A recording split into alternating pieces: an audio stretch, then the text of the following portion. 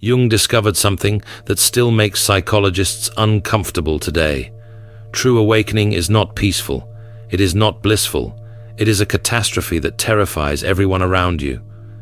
In his theoretical framework, developed during his most prolific period, he documented 7 unmistakable signs that reveal when someone has genuinely awakened versus those who are simply pretending.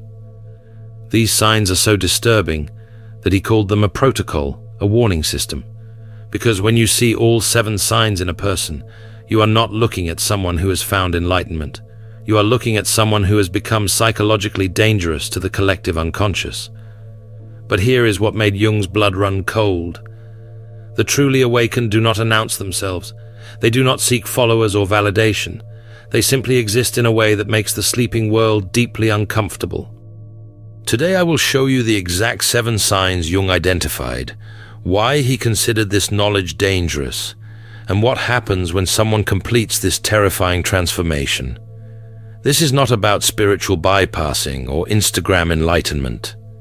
This is about a psychological state so rare and so threatening that society will actively work to destroy anyone who reaches it. Consider a case profile that illustrates Jung's first discovery. We see this dynamic clearly in the story of a man who arrived at a clinical setting, appearing normal, even charming. He had a successful career, a family, and by all social standards, seemed well adjusted. But something became apparent during the initial consultation. The patient no longer cared what the therapist thought of him. Not in a rebellious way, not in an angry way. He simply existed beyond the need for approval or judgment.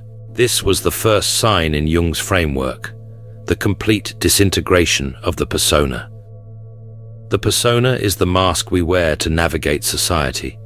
It is the version of yourself you present to get approval, avoid conflict, and maintain social bonds.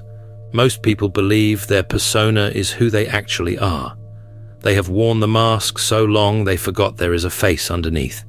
But the truly awakened person has watched their persona dissolve completely. They can still function socially when needed, but they no longer identify with the performance.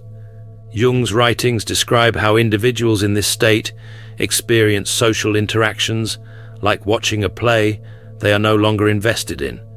They can follow the script perfectly, but they feel no attachment to their role. This is why awakened people make others so uncomfortable.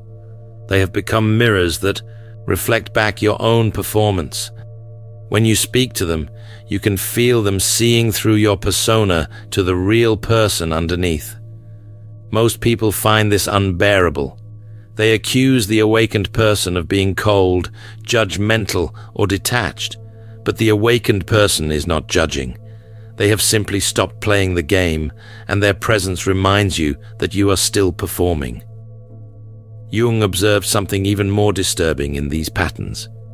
When the persona disintegrates, the person stops caring about social validation entirely.